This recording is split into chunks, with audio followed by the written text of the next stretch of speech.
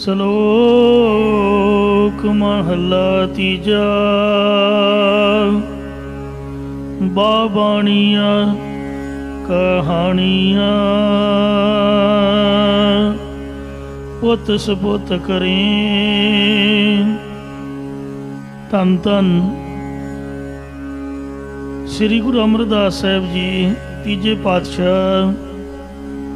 ਭੱਲੇ ਅਮਰਦਾਸ ਗੁਣ ਤੇਰੇ, ਤੇਰੀ ਉਪਮਾ ਤੋਹੇ ਬਣਿਆਵੈ। ਤਿੰਨਾਂ ਦੇ ਚਰਨ ਕਮਲਾਂ ਬਾਅਦ ਸਿੱਖਾਂ ਨੇ ਬੇਨਤੀ ਕੀਤੀ ਕਿ ਸਤਿਗੁਰੂ ਜੀ, ਦੂਜੇ ਪਾਤਸ਼ਾਹ ਜੀ ਨੇ ਪਹਿਲੇ ਸਤਿਗੁਰਾਂ ਦੀ ਖਡੂਰ ਸਾਹਿਬ ਬੈਠ ਕੇ ਭਾਈ ਬਾਲਾ ਜੀ ਦੇ ਪਾਸੋਂ ਜੀਵਨ ਕਥਾ ਸੁਣੀ ਅਤੇ ਦੂਸਰੇ ਪਾਤਸ਼ਾਹ ਜੀ ਨੇ ਉਹ ਜੀਵਨ ਕਥਾ ਜਨਮ ਸਾਖੀ ਵਿੱਚ ਲਿਖਵਾਈ। ਇਉਂ ਪਹਿਲੇ ਸਤਿਗੁਰਾਂ ਦੇ ਕੀਤੇ ਪਰ ਉਪਕਾਰ ਰਹਿੰਦੀ ਦੁਨੀਆ ਤੱਕ ਚੇਤੇ ਆਉਂਦੇ ਰਹਿਣਗੇ। ਸਿੱਖਾਂ ਦੇ ਬਚਨ ਸੁਣ ਕੇ ਤੀਜੇ ਪਾਤਸ਼ਾਹ ਨੇ ਇਹ ਪਾਵਨ ਸ਼ਲੋਕ ਉਚਾਰਿਆ ਕਿ ਬਾਬਾਣੀਆਂ ਕਹਾਣੀਆਂ ਜਿਹੜੀਆਂ ਬਾਬੇ ਸਤਿਗੁਰੂ ਨਾਨਕ ਦੇਵ ਜੀ ਦੀਆਂ ਕੌਡੇ ਰਾਖਸ਼ ਸੱਜਣ ਠੱਗ ਆਦਿਕ ਨੂੰ ਉਤਾਰਨ ਵਾਲੀਆਂ ਕਥਾ ਕਹਾਣੀਆਂ ਨੇ, ਸੋ ਪੁੱਤ ਸਪੁੱਤ ਕਰੇ। ਇਹਨੂੰ ਪੁੱਤਰਾਂ ਦੇ ਵਿੱਚੋਂ ਸੁਪੁੱਤਰ ਸ੍ਰੀ ਗੁਰੂ ਅੰਗਦ ਦੇਵ ਜੀ ਉਚਾਰਨ ਕਰਦੇ ਹਨ। ਇਸੇ ਪ੍ਰਕਾਰ ਬਾਣੀਆਂ ਕਹਾਣੀਆਂ ਜੋ ਸਤਿਗੁਰੂ ਜੀ ਦੇ ਅੰਮ੍ਰਿਤ ਰੂਪ ਉਪਦੇਸ਼ ਦੀ ਕਥਾ ਕਹਾਣੀਆਂ ਨੂੰ ਪੁੱਤ ਸਪੁੱਤ ਕਰੇ ਨਾ। ਪੁੱਤਰਾਂ ਦੇ ਵਿੱਚੋਂ ਜੋ ਸ੍ਰੇਸ਼ਟ ਪੁੱਤਰ ਭਾਵ ਉੱਤਮ ਅਧਿਕਾਰੀ ਨੇ ਉਹ ਪੜ੍ਹਨਾ ਸੁਣਨਾ ਕਰਦੇ ਹਨ। ਅਸਲ ਦੇ ਵਿੱਚ ਜੋ ਗੁਰਮਤਿ ਗਿਆਨ ਹੈ ਪੁਰਾਣੇ ਸਮੇਂ ਤੋਂ ਗੁਰਦੁਆਰਿਆਂ ਵਿੱਚ ਸੰਤਾਂ ਮਹਾਂਪੁਰਖਾਂ ਦੇ ਆਸ਼ਰਮਾਂ 'ਤੇ ਚੱਲਦਾ ਆ ਰਿਹਾ ਹੈ। ਜਿੱਥੋਂ ਤੱਕ ਮੈਨੂੰ ਸਮਝ ਆਈ ਹੈ ਉਹ ਕਿਉਂਕਿ ਇਹ ਜੋ ਪਾਵਨ ਗੁਰਮਤਿ ਗਿਆਨ ਹੈ ਇਸ ਵਾਸਤੇ ਸ੍ਰੀ ਗੁਰੂ ਗ੍ਰੰਥ ਸਾਹਿਬ ਮਹਾਰਾਜ ਦਾ ਪਾਵਨ ਪ੍ਰਕਾਸ਼ ਚਾਹੀਦਾ। ਤਾਂ ਹੀ ਸਾਨੂੰ ਜਾਚ ਆਊਗੀ ਕਿ ਅਰਦਾਸ ਕਿਵੇਂ ਕਰਨੀ, ਹੁਕਮਨਾਮਾ ਕਿਵੇਂ ਲੈਣਾ। ਤੇ ਫਿਰ ਜਦ ਮਹਾਂਪੁਰਖ ਕਥਾ ਕਰਨਗੇ ਗੁਰੂ ਸਾਹਿਬ ਦੀ ਹਜ਼ੂਰੀ 'ਚ ਤੇ ਤਾਂ ਹੀ ਸਰਵਣ ਕੀਤੀ ਜਾਊਗੀ। ਇਹ ਜੋ ਪਰਫੋਰਮੈਂਸ ਹੈ ਇਹ ਕਮਰੇ ਦੇ ਵਿੱਚ ਜਾਂ ਸਕੂਲਾਂ ਕਾਲਜਾਂ ਤੇ ਡੈਕਸਾਂ ਪਰ ਨਹੀਂ ਦਿੱਤੀ ਜਾ ਸਕਦੀ। ਇਹ ਕੇਵਲ ਤੇ ਕੇਵਲ ਗੁਰਦੁਆਰਿਆਂ ਵਿੱਚ ਹੀ ਗਿਆਨ ਪ੍ਰਾਪਤ ਹੋ ਸਕਦਾ ਹੈ। ਇਸ ਲਈ ਪੁਰਾਤਨ ਗੁਰਸਿੱਖਾਂ ਦੇ ਪਾਸੋਂ ਗੁਰਬਾਣੀ ਦੀ ਸੰਥਿਆ ਕਰਦੇ। ਸੰਥਿਆ ਕਰਨ ਲਈ ਇਹ ਕੰਪਲਸਰੀ ਹੈ ਕਿ ਸਾਡੇ ਪੈਰੀਂ ਜੋੜੇ ਤੇ ਜਰਾਬਾਂ ਨਹੀਂ ਹੋਣੇ ਚਾਹੀਦੇ। ਉਸ ਤੋਂ ਬਾਅਦ ਹੱਥ ਮੂੰਹ ਧੋਤਾ ਹੋਣਾ ਚਾਹੀਦਾ। ਤੋ ਜੋ ਸਕੂਲਾਂ ਕਾਲਜਾਂ ਦੇ ਵਿੱਚ ਬੂਟ ਜਰਾਬਾਂ ਟਾਈ ਸ਼ਾਈ ਡੈਕਸਾਂ 'ਤੇ ਬੈਠਣਾ, ਤੁਸੀਂ ਦੱਸੋ ਕਿ ਗੁਰੂ ਦੀ ਬਾਣੀ ਦਾ ਸਤਿਕਾਰ ਕਿਵੇਂ ਰਹੇਗਾ। ਤੋ ਇਸ ਲਈ ਇਹ ਜ਼ਰੂਰੀ ਹੈ ਕਿ ਇਸ ਗਿਆਨ ਦੀ ਪ੍ਰਾਪਤੀ ਵਾਸਤੇ ਗੁਰੂ ਘਰ ਜਾਂ ਮਹਾਂਪੁਰਖਾਂ ਦਾ ਜੋ ਅਸਥਾਨ ਜਿੱਥੇ ਗੁਰੂ ਸਾਹਿਬ ਦੀ ਮਰਿਆਦਾ ਹੋਵੇ ਉਸ ਸਥਾਨ 'ਤੇ ਬੈਠ ਕੇ ਹੀ ਪ੍ਰਾਪਤ ਕੀਤਾ ਜਾਏ। ਅੱਜ ਕੱਲ੍ਹ ਦੇ ਜੋ ਵਿਦਵਾਨ ਹਨ ਸਕੂਲਾਂ ਕਾਲਜਾਂ ਯੂਨੀਵਰਸਿਟੀਆਂ ਵਿੱਚ ਬੈਠ ਕੇ ਪੜ੍ਹਾਈਆਂ ਪੜ੍ਹਦੇ ਨੇ। ਪੜ੍ਹਾਉਣ ਵਾਲੇ ਵੀ ਵੈਸੇ ਸਭ ਤੋਂ ਪਹਿਲੀ ਗੱਲ ਤਾਂ ਇਹ ਹੈ ਕਿ ਨਾ ਤਾਂ ਪੜ੍ਹਾਉਣ ਵਾਲੇ ਪੰਜ ਬਾਣੀਆਂ ਦਾ ਪਾਠ ਪੜ੍ਹਦੇ, ਯਾਨੀ ਨਿਤਨੇਮ ਕਿਸੇ ਦਾ ਵੀ ਨਹੀਂ ਹੈ। ਪਹਿਲੀ ਗੱਲ ਹੀ ਕਮਾਈ ਤੋਂ ਸ਼ੁਰੂ ਹੁੰਦੀ ਹੈ। ਜਿਸ ਨੇ ਇਸ ਕਲਾਸ ਦਾ ਵਿਦਿਆਰਥੀ ਬਣਨਾ ਉਹ ਘੱਟੋ ਘੱਟ ਆਪ ਨਿਤਨੇਮੀ ਹੋਵੇ ਅਤੇ ਉਹ ਪੜ੍ਹਾਉਣ ਵਾਲੇ ਨੂੰ ਪੜ੍ਹਨ ਵਾਲੇ ਨੂੰ ਨਿਤਨੇਮ ਕਰਨ ਬਾਰੇ ਕਿਵੇਂ ਕਹਿ ਸਕਦੇ ਨੇ। ਉਹ ਅੱਜ ਕੱਲ੍ਹ ਦੀ ਜੋ ਪੜ੍ਹਾਈ ਹੈ ਉਹ ਤਰਕ 'ਤੇ ਟਿਕੀ ਹੋਈ ਹੈ ਕਿ ਆਹ ਇੰਜ ਕਿਵੇਂ ਹੋਇਆ, ਕਿਉਂ ਲਿਖਿਆ।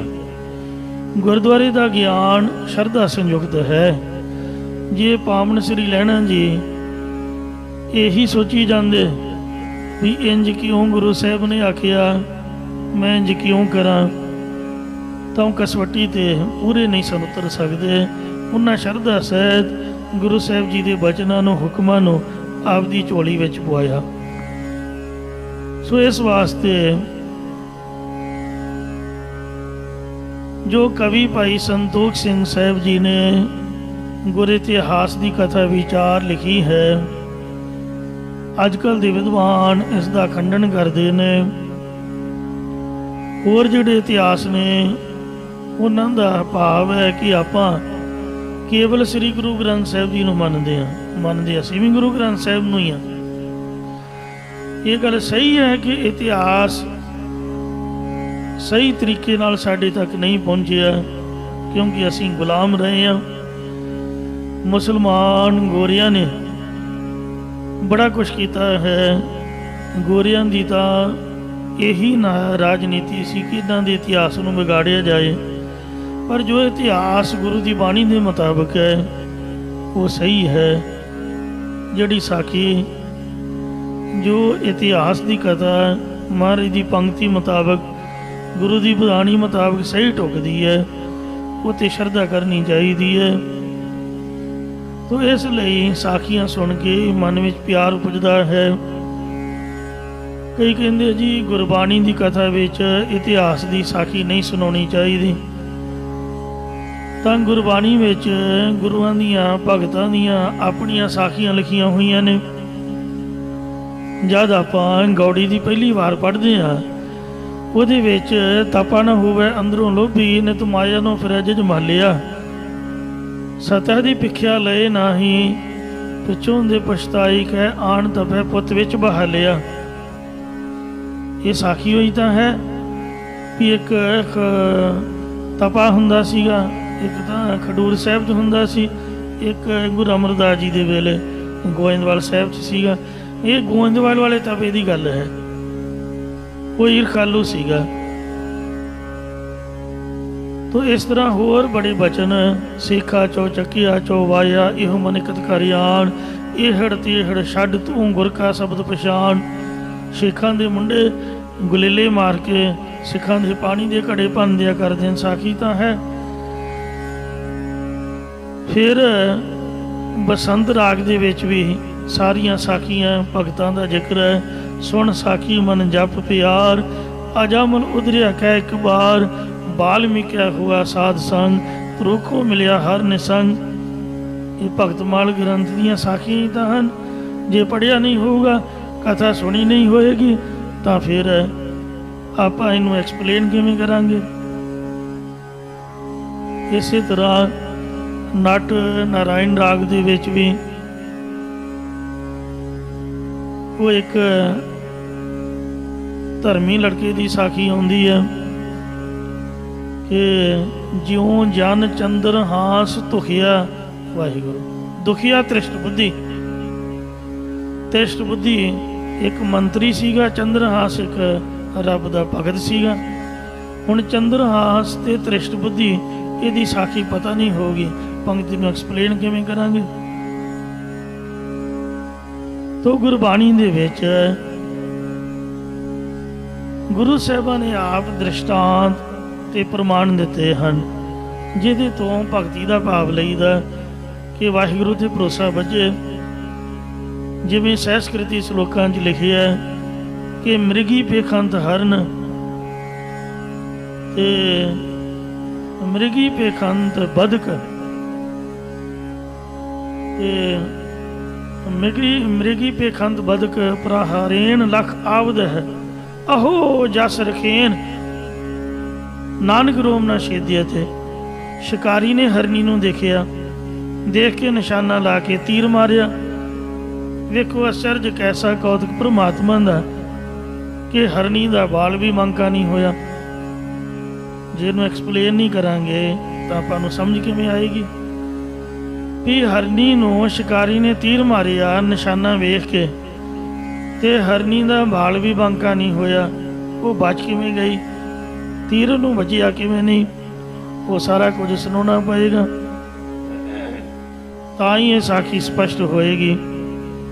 फिर बहु जतन करता बलवंतकारी, सेवंत सूरा चतुर्दश, बिखमतान बसंत उच्च, नह मरणं कदांच, न चितवंत मरणं कदांच, ते होवंत आज्ञा भगवान पुरख है, नानक कीटी सास अकरखत।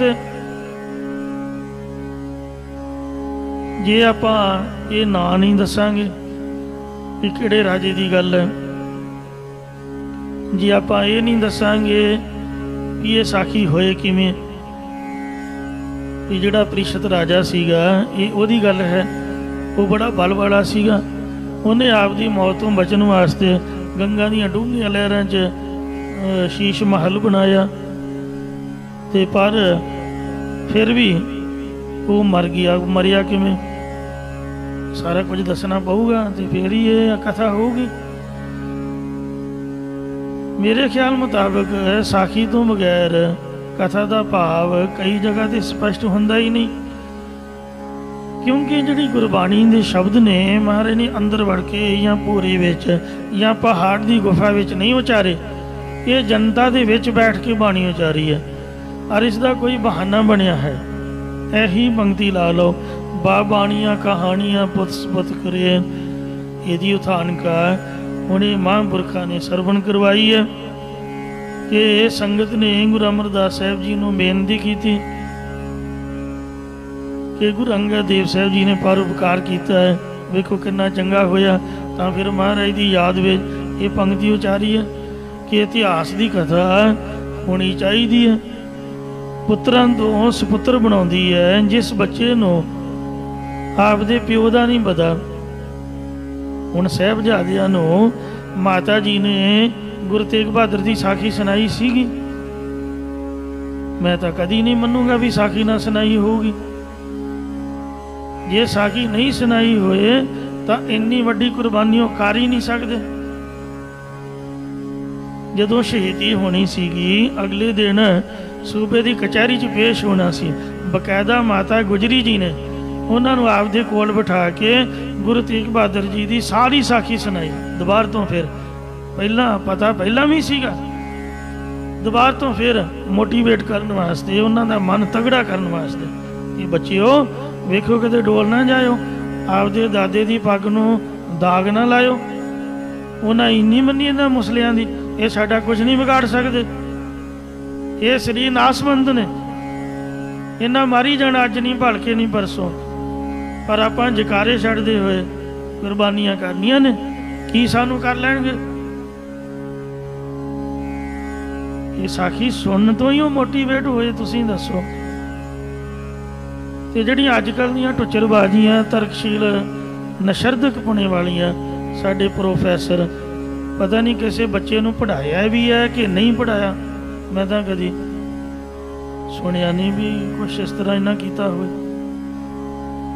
बच्चे तो उही न्याणे तुरे फिरदे ने पिंडां दे, घरों ही प्रोफैसर PhD की डिग्री ले लैनी, उल्टा सीधा लेके आखे जी डॉक्टर, डॉक्टरेट, PhD होल्डर, तो आपदे आप ही डिग्रियां ला लैनियां, ना किसी बच्चे नूं पढ़ाया ना कोई संथ्या दी। तो महापुरख प्यार वाले जिन्हां दे चरणों में रह के अनेकां ही विद्यार्थी फ्री सिक्ख्या प्राप्त करते हैं। गुरु घर दे विच प्रोफैसर दा, प्रिंसीपल दा ये की मतलब, गुरु दा सिख सिख है। तो इस वास्ते महाराज दे प्यार विच शरधा दे विच भावें कोई स्कूल का सर्टिफिकेट है या नहीं है, बाबा जरनैल सिंह जी खालसा पिंडां वाले कोई प्रोफैसर कोई प्रिंसीपल नहीं सीगे, पर मैं आप दी अखां नाल वेखिया है कि नियाणे इन्ने कमले हो जाते सीगे, शदाई हो गया आप मगर मगर भजे फिरना, जिद नूं ना जाना पता लग जाना भी फलानी जगह बाबा जी ने आना, इन्ना कट्ठ होना, मंजी सब उपर थले की दुनिया कमली हुई सिर्फ उन्होंने बोल सुनने वास्ते। बड़े बड़े पत्रकार, बड़े बड़े वकील, बड़े बड़े सियाने, कारण की उन्होंने कमाई सी। तो इस वास्ते हरेक गल ते तर्क, हरेक ते तर्क नहीं होनी चाहिए। ਹਿੰਦੂ ਮੱਤ ਦੇ ਵਿੱਚ ਇਹੋ ਜਿਹੀਆਂ ਸਟੋਰੀਆਂ ਨੇ ਜੋ ਅਸੀਂ ਆਪਦੀ ਮਾਂ ਤੇ ਭੈਣ ਨੂੰ ਬੈਠ ਕੇ ਨਹੀਂ ਸੁਣਾ ਸਕਦੇ। ਤੁਸੀਂ ਸੱਚ ਨਹੀਂ ਮੰਨਣਾ। ਮੈਂ ਸ੍ਰੀ ਮਦ ਭਾਗਵਤ ਗੀਤਾ ਦੀ ਕਥਾ ਜਦ ਪਹਿਲੀ ਵਾਰ ਪੜ੍ਹੀ ਤੇ ਆਪਦੀ ਮਾਂ ਨੂੰ ਸੁਣਾਈ, ਤੇ ਜਦ ਹੁਣ ਮੈਂ ਸੋਚਦਾ ਮੈਨੂੰ ਤਾਂ ਕੋਈ ਲੱਖ ਰੁਪਈਆ ਵੀ ਦੇ 100 ਵਾਰ ਵੀ ਕਹੇ ਤੇ ਮੈਂ ਤਾਂ ਕਦੀ ਨਹੀਂ ਸੁਣਾਵਾਂਗਾ। ਜਦ ਹੁਣ ਸਮਝ ਆਈ ਹੈ ਤੇ ਇਸ ਵਾਸਤੇ ਉਹ ਗੱਲਾਂ ਇਸ ਤਰ੍ਹਾਂ ਦੀਆਂ ਨੇ, ਸ਼ਿਵ ਜੀ ਭਗਵਾਨ ਮਹਾਰਾਜ ਦੇ, ਕ੍ਰਿਸ਼ਨ ਦੇ ਖੁਦ, ਪਰ ਗੁਰੂ ਦੀ ਬਾਣੀ, ਗੁਰੂ ਮਹਾਰਾਜ ਦਾ ਇਤਿਹਾਸ ਵੇਖੋ ਕਿੰਨਾ ਸੱਚਾ ਸੁੱਚਾ। ਇਹਦੇ ਤੇ ਹੀ ਤਰਕ ਕਿਉਂ ਹੋ ਰਹੀ ਹੈ? ਕਾਰਨ ਕੀ ਹੈ ਵੀ ਸਿੱਖ ਹਮੇਸ਼ਾ ਗੁਲਾਮ ਰਿਹਾ ਹੈ, ਜਿਸ ਕਰਕੇ ਇਹਨਾਂ 'ਚ ਸ਼ਰਾਰਤੀ ਬੰਦਿਆਂ ਨੇ ਸ਼ੰਕਾ ਪੈਦਾ ਕਰ ਦਿੱਤੀਆਂ। ਵਿਦਵਾਨਾਂ ਨੂੰ ਪੈਸੇ ਦੇ ਕੇ ਖਰੀਦਿਆ ਗਿਆ। ਡਾਕਟਰ ਅਨੋਖ ਸਿੰਘ ਜੀ ਬਠਿੰਡੇ ਵਾਲੇ, ਮੈਂ ਉਹਨਾਂ ਦੀ ਸਪੀਚ ਸੁਣੀ ਹੈ ਔਰ ਉਹਨਾਂ ਨੇ ਦੱਸਿਆ ਕਿ 50-60 ਹਜ਼ਾਰ ਤੱਕ ਵਿਦਵਾਨਾਂ ਦੀ ਤਨਖਾਹ ਮੁਕਰਰ ਕੀਤੀ ਜਾਂਦੀ ਹੈ। ਤੇ ਨਾਗਪੁਰ ਬਕਾਇਦਾ ਇੱਕ ਦਫ਼ਤਰ ਹੈ RSS ਦਾ, ਉਹਦੇ ਵਿੱਚ ਸਾਡੇ ਵਿਦਵਾਨਾਂ ਨੂੰ ਰੱਖ ਕੇ ਉਹਨਾਂ ਨੂੰ ਦਸਮ ਗ੍ਰੰਥ ਦਿੱਤਾ ਜਾਂਦਾ, ਗੁਰਬਾਣੀ ਦਿੱਤੀ ਜਾਂਦੀ ਹੈ, ਭਗਤਾਂ ਦੀ ਬਾਣੀ, ਔਰ ਉਹਦੇ ਵਿੱਚ ਉਹਨਾਂ ਦੀ ਡਿਊਟੀ ਹੈ ਵੀ ਇਹਦੇ 'ਚੋਂ ਕੁਐਸਚਨ ਇਨਪੁਟ ਕਰੋ, ਇਹ 'ਚੋਂ ਸ਼ੰਕਾ ਪੈਦਾ ਕਰੋ, ਰਾਗਮਾਲਾ ਬਾਰੇ, ਭੱਟਾਂ ਦੇ ਸਵਈਆਂ ਬਾਰੇ ਕਿੱਥੋਂ ਤਰਕ ਉਪਜਦੀ ਹੈ, ਉਹ ਤਰਕ ਵਾਲੀਆਂ ਗੱਲਾਂ। ਇਹ ਕਾਲਾ ਅਫਗਾਨਾ ਪੁਲਿਸਮੈਨ, ਉਹਦਾ ਨਾਮ ਖਰੀਦ ਕੇ ਉਹਦੇ ਨਾਮ ਤੇ ਮਾਸ ਕਰ ਮੂਰਖ ਝਗੜੇ ਵਾਲੀ ਪੰਕਤੀ ਤੇ ਪਤਾ ਨਹੀਂ ਕਿੰਨੇ ਹੀ ਵੋਲੀਅਮ ਛਪ ਗਏ। ਮੈਂ ਤਾਂ ਡਰਦੇ ਨੇ ਵੇਖੇ ਬੜੀ ਵਾਰ ਨੇ, ਪਰ ਪੜ੍ਹਨ ਦਾ ਹੀਆ ਨਹੀਂ ਕੀਤਾ, ਕਿਉਂਕਿ ਮੇਰਾ ਮਨ ਇੰਨਾ ਕਮਜ਼ੋਰ ਹੈ ਕਿ ਉਹ ਬੰਦਾ ਪੜ੍ਹਦਿਆਂ ਸਾਰੀ ਉਹਨਾਂ ਦੀ ਗੱਲ ਮੰਨ ਲਊਗਾ। ਇਹੋ ਜਿਹੇ ਉਹਨਾਂ ਨੇ ਪ੍ਰਮਾਣ ਦਿੱਤੇ ਨੇ, ਕਿਉਂਕਿ ਵਿਦਵਾਨ ਸਾਡੇ ਨੇ। ਵਿਦਵਾਨ ਦਾ ਜਿਹਨੂੰ ਮਰਜ਼ੀ ਸਿੱਧ ਕਰ ਦੇ, ਮਿੱਟੀ ਦੇ ਬੁੱਤ ਨੂੰ ਕਹਿ ਦੇ ਵੀ ਇਹ ਜਾਨਦਾਰ। ਇਸ ਵਾਸਤੇ ਗਲਤ ਗੱਲਾਂ ਵੀ ਸਿੱਧ ਹੋ ਸਕਦੀਆਂ ਨੇ, ਆਮ ਬੰਦਾ ਤਾਂ ਝੱਟ ਮੰਨ ਲਊਗਾ। ਤੇ ਇਸ ਲਈ ਇਹ ਸ਼ਰਾਰਤੀ ਅਨਸਰਾਂ ਨੇ ਇਸ ਤਰ੍ਹਾਂ ਦੀਆਂ ਤਰਕਾਂ ਪਾਈਆਂ ਹੋਈਆਂ ਨੇ। ਹੋਰ ਕਿਸੇ ਧਰਮ ਦੇ ਵਿੱਚ ਇਸ ਤਰ੍ਹਾਂ ਦੀਆਂ ਬਾਤਾਂ ਨਹੀਂ। ਈਸਾਈ ਕਿੰਨੇ ਐਡਵਾਂਸ ਹੋ ਗਏ ਨੇ, ਤੇ ਪਰ ਜੋ ਕੁਛ ਉਹਨਾਂ ਦੀ ਉਹਦੇ 'ਚ ਬਾਈਬਲ 'ਚ ਲਿਖਿਆ ਹੋਇਆ ਉਹ ਮੰਨਦੇ ਨੇ, ਸਾਇੰਸ ਭਾਵੇਂ ਨਹੀਂ ਮੰਨਦੇ। ਜੋ ਵੀ ਰਮਾਇਣ ਦੇ ਵਿੱਚ, ਭਗਵਤ ਗੀਤਾ 'ਚ ਜਾਂ ਕੁਛ ਵੀ ਸ਼ਸਤਰਾਂ ਪੁਰਾਣਾਂ ਦੇ ਵਿੱਚ ਵੀ ਇੱਦਾਂ 'ਚ ਲਿਖਿਆ ਹੋਇਆ ਸਭ ਹਿੰਦੂ ਲੋਕ ਮੰਨਦੇ ਨੇ। ਸਾਡੇ ਸਿੱਖ ਹੈ ਪੱਗਾਂ ਵਾਲੇ, ਕੇਸ ਦਾੜੀਆਂ ਵਾਲੇ ਹੀ ਗੁਰੂ ਜੀ ਦੇ ਇਤਿਹਾਸ ਤੇ ਬਾਣੀ ਤੇ ਤਰਕ ਕਰਦੇ ਨੇ। ਇਸ ਵਾਸਤੇ ਹਰੇਕ ਗੁਰੂ ਘਰ ਦੇ ਵਿੱਚ ਗੁਰ ਇਤਿਹਾਸ ਦੀ ਕਥਾ ਹੋਣੀ ਚਾਹੀਦੀ ਹੈ। ਸ੍ਰੀ ਗੁਰਪ੍ਰਤਾਪ ਸੂਰਜ ਗ੍ਰੰਥ ਬਹੁਤ ਹੀ ਸ਼ਰਧਾ ਵਾਲਾ, ਬੜੇ ਪਿਆਰ ਵਾਲਾ, ਬੜੀ ਸੁੰਦਰ ਕਵਿਤਾ ਵਾਲਾ ਲਿਖਿਆ ਹੋਇਆ। ਜੇ ਸਾਡੇ ਬੱਚੇ ਇਤਿਹਾਸ ਦੀਆਂ ਸਾਖੀਆਂ ਨੂੰ ਸੁਣਨਗੇ ਨਹੀਂ, ਤਵਾਰੀ ਗੁਰੂ ਖਾਲਸਾ ਗਿਆਨੀ ਗਿਆਨ ਸਿੰਘ ਜੀ ਦਾ ਪੰਥ ਪ੍ਰਕਾਸ਼ ਇਹਨੂੰ ਪੜ੍ਹਨਗੇ ਸੁਣਨਗੇ ਨਹੀਂ, ਤਾਂ ਫਿਰ ਸਿੱਖੀ ਸਦਕ ਦੇ ਵਿੱਚ ਆਪਾਂ ਜਿਹੜੀ ਅਰਦਾਸ ਕਰਦੇ ਹਾਂ ਉਹ ਕਿਵੇਂ ਪੂਰਾ ਨਿਭਿਆ ਜਾ ਸਕਦਾ। ਮਹਾਂਪੁਰਖਾਂ ਦੀਆਂ ਸਾਖੀਆਂ, ਉਹਨਾਂ ਦੇ ਜੀਵਨ ਨਹੀਂ ਪੜ੍ਹਾਂਗੇ। ਇਹ ਵੀ ਉਹ ਕਿਸੇ ਸਿਰ ਫਿਰੇ ਹੋਏ ਨੇ ਕਿਤਾਬ ਲਿਖੀ ਹੋਈ ਹੈ ਸੰਤਨ ਕੀ ਮਹਿਮਾ, ਉਹਦੇ ਵਿੱਚ ਕਿਸੇ ਵੀ ਸੰਤ ਸਾਧੂ ਨੂੰ ਨਹੀਂ ਛੱਡਿਆ, ਸਭਨਾਂ ਦੀ ਨਿੰਦਿਆ ਕੀਤੀ ਹੈ। ਬਾਬੇ ਅਤਰ ਸੋ ਮਸਤੂਆਣੇ ਵਾਲੇ ਜਾਂ ਰਾੜਾ ਸਾਹਿਬ ਵਾਲੇ ਬਾਬਾ ਈਸ਼ਰ ਸਿੰਘ ਜੀ, ਇਹਨਾਂ ਬਾਬਤ ਕਈਆਂ ਲਿਖਿਆ ਕਿ ਜੀ ਇਹ ਤਾਂ ਫੌਜੀ ਸੀਗੇ, ਗੋਰਿਆਂ ਨੇ ਪੈਸੇ ਦੇ ਕੇ ਛੱਡੇ ਹੋਏ ਸੀ। ਦੱਸੋ ਕੋਈ ਗਲਤ ਗੱਲ ਥੋੜ੍ਹਾ ਉਹਨਾਂ ਕੀਤੀ, ਗੁਰਬਾਣੀ ਦਾ ਪ੍ਰਚਾਰ ਹੀ ਕੀਤਾ। ਇਸ ਵਾਸਤੇ ਆਪਦੇ ਆਪ ਨੂੰ ਸਹੀ ਕਰਨ ਵਾਸਤੇ ਮਹਾਂਪੁਰਖਾਂ ਨੂੰ ਗਲਤ ਕਹਿਣਾ ਔਰ ਉਹਨਾਂ ਦੀਆਂ ਕਥਾਵਾਂ ਦੀ ਨਿੰਦਿਆ ਕਰਨੀ। ਗੁਰੂ ਸਾਹਿਬ ਕਿਰਪਾ ਕਰਨ, ਸਾਨੂੰ ਸਮਤ ਬਖਸ਼ਿਸ਼ ਕਰਨ। ਇਤਿਹਾਸ ਜਿਹੜਾ ਹੈ ਮਨ ਨੂੰ ਮੋਟੀਵੇਟ ਕਰਦਾ ਹੈ ਔਰ ਗੁਰਬਾਣੀ ਦੀ ਸ਼ਰਧਾ ਬਣਾਉਂਦਾ ਹੈ। ਗੁਰਬਾਣੀ ਦੇ ਵਿੱਚ ਇਤਿਹਾਸ ਦੀ ਸਾਖੀ ਦੇ ਨਾਲ ਗੁਰਬਾਣੀ ਦੀ ਪੰਕਤੀ ਸਿੱਧ ਹੁੰਦੀ ਹੈ ਔਰ ਸਹੀ ਤਰੀਕੇ ਦੇ ਨਾਲ ਉਹਦੀ ਸਮਝ ਆਉਂਦੀ ਹੈ, ਜਿਸ ਕਰਕੇ ਮਨ ਵਿੱਚ ਸ਼ਰਧਾ ਵਸਦੀ ਹੈ। ਪਾਤਸ਼ਾਹ ਜੀ ਫਰਮਾਨ ਕਰਦੇ ਹਨ, ਬਾਣੀਆਂ ਕਹਾਣੀਆਂ ਜੋ ਸਤਿਗੁਰੂ ਜੀ ਦੇ ਅੰਮ੍ਰਿਤ ਰੂਪ ਉਪਦੇਸ਼ ਦੀਆਂ ਕਥਾ ਕਹਾਣੀਆਂ ਨੇ, ਪੁੱਤ ਸਬੁੱਤ ਕਰੇ ਨਾ, ਇਹਨਾਂ ਨੂੰ ਪੁੱਤਰਾਂ ਵਿੱਚੋਂ ਸ੍ਰੇਸ਼ਟ ਪੁੱਤਰ ਭਾਵ ਉੱਤਮ ਅਧਿਕਾਰੀ ਪੜ੍ਹਨਾ ਸੁਣਨਾ ਕਰਦੇ ਹਨ। ਜੇ ਸਤਿਗੁਰ ਭਾਵੈ ਸੋ ਮੰਨ ਲੈਣ। ਜਿਹੜਾ ਸਤਿਗੁਰੂ ਜੀ ਨੂੰ ਹੁਕਮ ਪਾਉਂਦਾ ਹੈ ਸੋ ਸਿੱਖ ਉਸ ਨੂੰ ਮੰਨ ਲੈਂਦੇ ਹਨ। ਸਹੀ ਕਰਮ ਕਰੇ ਨਾ। ਉਹ ਨਿਸ਼ਕਾਮ ਕਰਮ, ਪ੍ਰੇਮਾ ਭਗਤੀ ਤੇ ਉਪਕਾਰ ਵਾਲੇ ਕਰਮ ਕਰਦੇ ਹਨ।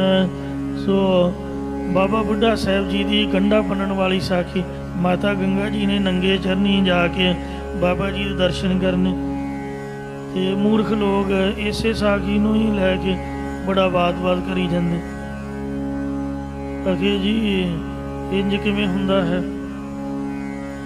ਉਹਨੂੰ ਹੀ ਗਲਤ ਕਹੀ ਜਾ ਰਹੇ ਨੇ। ਇੱਕ ਸਿਰ ਫਿਰੇ ਨੇ ਜੋ ਕਿ ਅੱਜ ਕੱਲ੍ਹ ਉਹ ਅਹੁਦੇਦਾਰ ਵੀ ਹੈ, ਮੈਂ ਨਾਮ ਨਹੀਂ ਲੈਣਾ, PhD ਦਾ ਥੀਸਿਸ ਉਹਨੇ ਬਣਾਇਆ, ਵੱਡੇ ਉੱਚੇ ਅਹੁਦੇ 'ਤੇ ਹੈ SGPC ਦੇ ਵਿੱਚ, ਔਰ ਉਹਨੇ ਥੀਸਿਸ 'ਚ ਇਹ ਗੱਲ ਲਿਖੀ ਹੈ ਕਿ ਮੁੰਡੇ ਛਾਟੇ ਨਹੀਂ ਮਿਲਦੇ। ਜੋ ਗੁਰਦੁਆਰਾ ਸ੍ਰੀ ਛਾਟਾ ਸਾਹਿਬ ਹੈ ਉੱਥੇ ਸੰਗਤਾਂ ਸ਼ਰਧਾ ਸੰਯੁਕਤ ਜਾ ਕੇ ਪਾਠ ਕਰਦੀਆਂ, ਐਤਵਾਰ ਦੀ ਐਤਵਾਰ ਹਾਜ਼ਰੀ ਭਰਦੀਆਂ, ਖੂਹ ਦੇ ਜਲ ਨਾਲ ਇਸ਼ਨਾਨ ਕਰਦੀਆਂ। ਅਗੇ ਜੀ ਉੱਥੇ ਮੁੰਡੇ ਨਹੀਂ ਮਿਲਦੇ। ਬੰਦਾ ਪੁੱਛੇ ਵੀ ਪਰਮਾਤਮਾ ਨੇ ਦਾਤ ਦੇਣੀ ਹੈ, ਜੋ ਗੁਰੂ ਸਾਹਿਬ ਨੇ 6ਵੇਂ ਪਾਤਸ਼ਾਹ ਦੇ ਅਵਤਾਰ ਦੀ ਖੁਸ਼ੀ 'ਚ ਉਹ ਖੂਹ ਲਗਾਇਆ ਸੀਗਾ, ਤੇ ਉੱਥੇ ਬਕਾਇਦਾ ਬਸੰਤ ਪੰਚਮੀ ਦਾ ਮੇਲਾ ਲੱਗਦਾ, ਐਤਵਾਰ ਸ਼ਹਿਰ ਦੀਆਂ ਸੰਗਤਾਂ ਹਾਜ਼ਰੀ ਭਰਦੀਆਂ। ਜੇ ਕੋਈ ਗੁਰੂ ਚਰਨਾਂ 'ਚ ਗ੍ਰੰਥੀ ਕੋਲੋਂ ਅਰਦਾਸ ਕਰਾਏਗਾ ਤਾਂ ਗੁਰੂ ਸਾਹਿਬ ਕਿਉਂ ਨਹੀਂ ਕਿਰਪਾ ਕਰਨਗੇ। ਇਹ ਲਿਖਣ ਦੀ ਬੜਾ ਕੀ ਲੋੜ ਪੈ ਗਈ, ਕਿਉਂਕਿ ਸਾਨੂੰ PhD ਦਾ ਸਰਟੀਫਿਕੇਟ ਚਾਹੀਦਾ।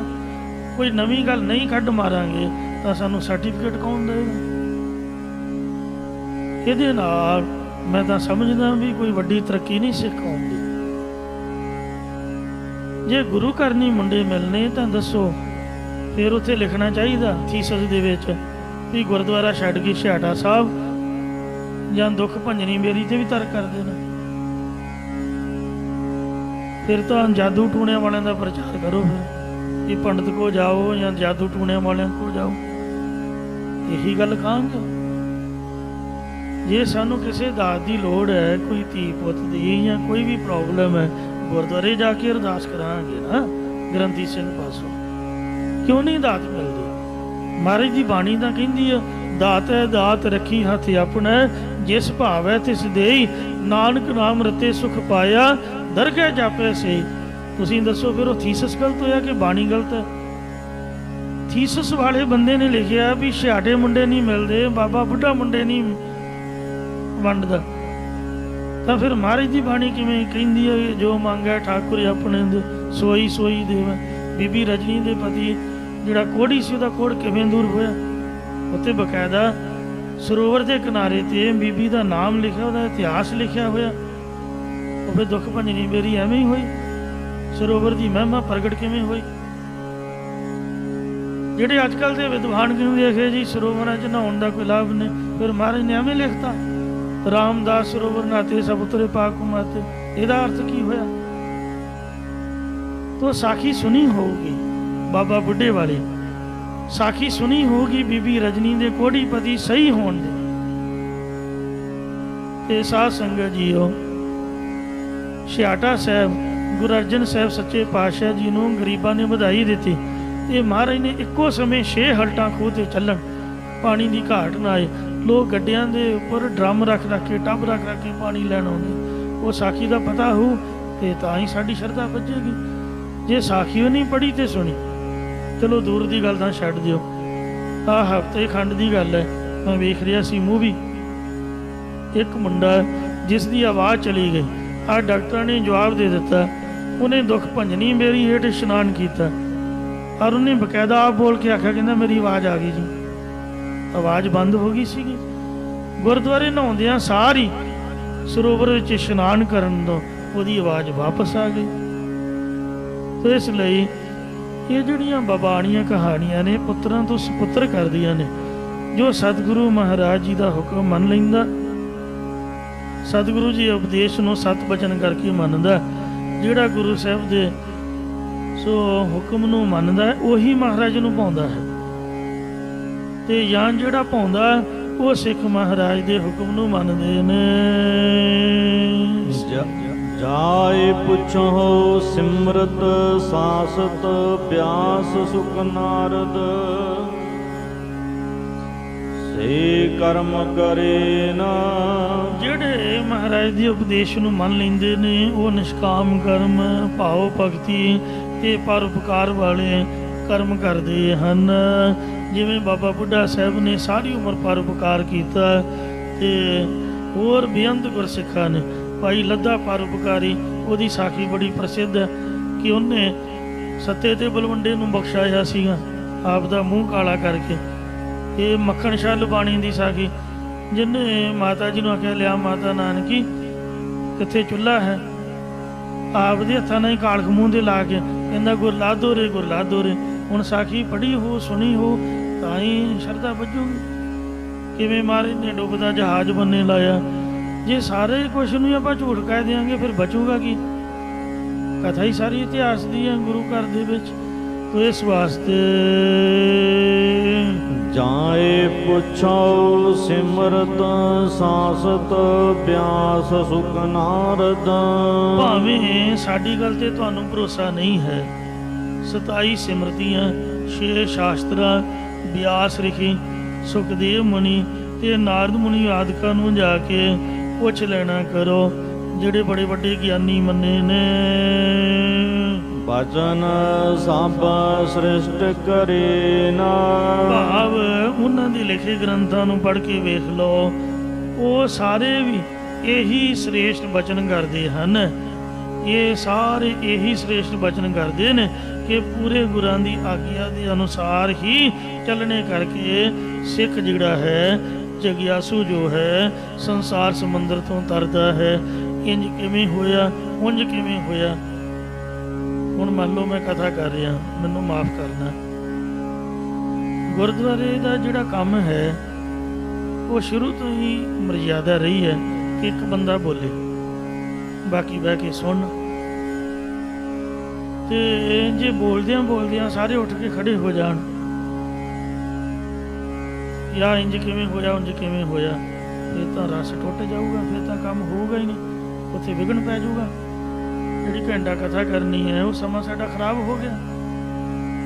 ਤੇ ਇਸ ਵਾਸਤੇ ਜਿਹੜੀ ਗੁਰਬਾਣੀ ਹੈ ਆਪਾਂ ਇਹ ਮੰਨ ਕੇ ਚੱਲਣਾ ਹੈ ਕਿ ਗੁਰਬਾਣੀ 'ਚ ਜੋ ਕੁਝ ਲਿਖਿਆ ਉਹ 100 ਬਲਕਿ 101% ਸਹੀ ਲਿਖਿਆ ਹੈ, ਕਿਉਂਕਿ ਸਾਡੇ ਗੁਰੂ ਸਾਹਿਬਾਂ, ਸਾਡੇ ਵੱਡਿਆਂ ਨੇ ਲਿਖਿਆ ਹੈ।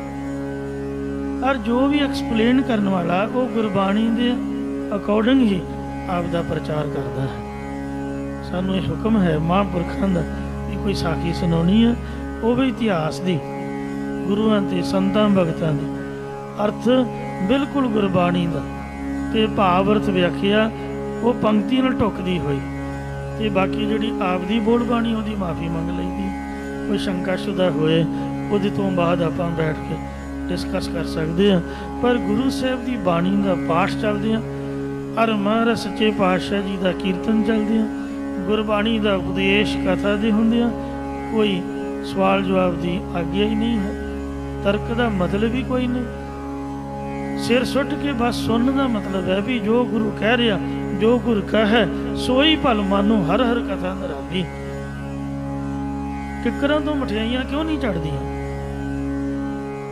ਗੁਰੂ ਨਾਨਕ ਸਾਹਿਬ ਦਾ ਬਚਨ ਸੀਗਾ ਤੇ ਮਠਿਆਈਆਂ ਚੜੀਆਂ। ਇਹ ਸਾਖੀਆਂ ਹਨ। ਇਹ ਤੋਂ ਇਲਾਵਾ ਜਿੰਨੀਆਂ ਵੀ ਸਾਖੀਆਂ ਨੇ ਨਾਨਕ ਪ੍ਰਕਾਸ਼ ਸਭ ਸਹੀ ਨੇ। ਤੇ ਇਸ ਵਾਸਤੇ ਜੋ ਗੁਰੂ ਸਾਹਿਬ ਦੀ ਆਗਿਆ ਦੇ ਅਨੁਸਾਰ ਚੱਲਦਾ ਉਹੀ ਸਿੱਖ ਸੰਸਾਰ ਸਮੁੰਦਰ ਤੋਂ ਪਾਰ ਹੁੰਦਾ ਹੈ। ਵੇਖੋ ਬਾਬਾ ਸ੍ਰੀ ਚੰਦ ਜੀ ਮਹਾਰਾਜ ਕਿੰਨੇ ਸੱਚੇ ਸੁੱਚੇ ਮਹਾਂਪੁਰਖ ਨੇ, ਇੱਕ ਵੀ ਉਹਨਾਂ ਦੇ ਵਿੱਚ ਗਲਤੀ ਨਹੀਂ, ਪਰ ਇੱਕੋ ਹੀ ਬਚਨ ਮੰਨਣ ਦੀ ਘਾਟ ਸੀਗੀ ਤੇ ਉਹ ਗੁਰੂ ਸਾਹਿਬ ਦੀ ਖੁਸ਼ੀ ਸਮਗਰ ਤੌਰ ਤੇ ਨਹੀਂ ਲੈ ਸਕੇ। ਸੱਚਾ ਲਾਏ ਸੱਚ ਲੱਗੇ, ਜਿਨ੍ਹਾਂ ਨੂੰ ਪਰਮੇਸ਼ਰ ਨੇ ਗੁਰਾਂ ਦੁਆਰਾ ਸੱਚੇ ਨਾਮ ਦੇ ਵਿੱਚ ਲਾਇਆ ਉਹੀ ਸੱਚੇ ਨਾਮ ਜਪਣ ਵਿੱਚ ਲੱਗੇ ਹਨ। ਸਦਾ ਸੱਚ ਸੰਭਾਲੇ ਨਾ, ਪਰ ਉਹ ਸਦਾ ਹਮੇਸ਼ਾ ਹੀ ਸੱਚੇ ਨਾਮ ਪਰਮੇਸ਼ਰ ਨੂੰ ਸੰਭਾਲਦੇ ਯਾਦ ਕਰਦੇ ਰਹਿੰਦੇ ਹਨ। ਨਾਨਕ ਆਏ ਸੇ ਪਰਵਾਨ ਪਏ। ਹੁਣ ਗੁਰਦੁਆਰੇ ਆਪਾਂ ਆ ਕੇ ਲੜਨ ਨਹੀਂ ਬਹਿ ਜਾਈਏ ਵੀ ਆ ਇੰਜ ਕਿਉਂ ਹੋ ਰਿਹਾ, ਉਂਝ ਕਿਉਂ ਹੋ ਰਿਹਾ, ਕੀ ਲੈ ਕੇ ਜਾਵਾਂਗੇ ਦੱਸੋ। ਜੇ ਸ਼ਰਧਾ ਸੰਯੁਕਤ ਸੁਣਾਂਗੇ, ਸ਼ਰਧਾ ਰੱਖਾਂਗੇ, ਤਾਂ ਹੀ ਆਇਆ ਪ੍ਰਮਾਣ ਸਮਾਂ ਸਫਲ ਹੋਊਗਾ। ਸੰਸਾਰ ਦੇ ਵਿੱਚ ਆਏ ਆ, ਆਪਦੇ ਧਰਮ ਦੇ ਹੀ ਤਰਕ ਕਰੀ ਜਾ ਰਹੇ ਆ। ਸਾਨੂੰ ਅੱਜ ਤੱਕ ਇੰਨਾ ਹੀ ਪਤਾ ਨਹੀਂ ਲੱਗਾ। ਮੈਂ ਤਾਂ ਹੈਰਾਨ ਹਾਂ ਸਿੱਖਾਂ ਦੀ ਵਿਦਿਆ ਦੇ। ਵਾਰੇ ਵਾਰੇ ਜਾਈਏ, ਨਮਸਕਾਰ ਵਿਦਵਾਨਾਂ ਨੂੰ, ਵਧੀਆ ਸੋਹਣੀ ਪੱਗ ਪੁੱਗ ਬੰਨੀ ਹੋ, ਦਾੜੀ ਦੂੜੀ ਬਹੁਤ ਸੋਹਣੀ ਬੰਨੀ ਹੋਊਗੀ, ਟਾਈ ਟੂਈ ਐ ਕੋਟ ਪੈਂਟ ਸੋਹਣਾ ਹੋ, ਤੇ ਸਵਾਲ ਕਰਨਗੇ ਹੈਗੇ ਜੀ ਅੰਮ੍ਰਿਤ ਛਕਣ ਦਾ ਕੀ ਫਾਇਦਾ ਜੀ। ਇੱਕ ਸਾਡੇ ਸਕੇ ਸੋਧਰੇ ਨੇ ਮੈਨੂੰ ਪੁੱਛਿਆ, ਅਖੇ ਜੀ ਗੁਰਬਾਣੀ ਦੀ ਪੰਕਤੀ ਦੱਸੋ ਜੇ ਚ ਲਿਖਿਆ ਕਿ ਦਾੜੀ ਕਾਲੀ ਨਹੀਂ ਕਰਨੀ ਚਾਹੀਦੀ। ਮੈਂ ਬਥੇਰਾ ਉਹਨੂੰ ਸਪਸ਼ਟੀਕਰਨ ਦਿੱਤਾ। ਇਹ ਮਹਾਂਪੁਰਖ ਦੱਸਦੇ ਹੁੰਦੇ ਸੀਗੇ ਵੀ ਜੇ ਜਰਵਾਣਾ ਪਰ ਹਰੈ ਜਰ ਵੇਸ ਕਰਿੰਦੀ ਆਈ ਹੈ। ਇਹ ਜੇ ਬੁਢੇਪੇ ਨੂੰ ਦੂਰ ਕਰਨ ਵਾਸਤੇ ਆਪਾਂ ਕੁਛ ਵੀ ਕਰੀਏ ਤਾਂ ਬੁਢੇਪੇ ਨੇ ਤਾਂ ਆ ਹੀ ਜਾਣਾ। ਕਹਿੰਦੇ ਇਹਦੇ 'ਚ ਇਹ ਥੋੜ੍ਹਾ ਲਿਖਿਆ ਵੀ ਦਾੜੀ ਕਾਲੀ ਨਹੀਂ ਕਰਨੀ।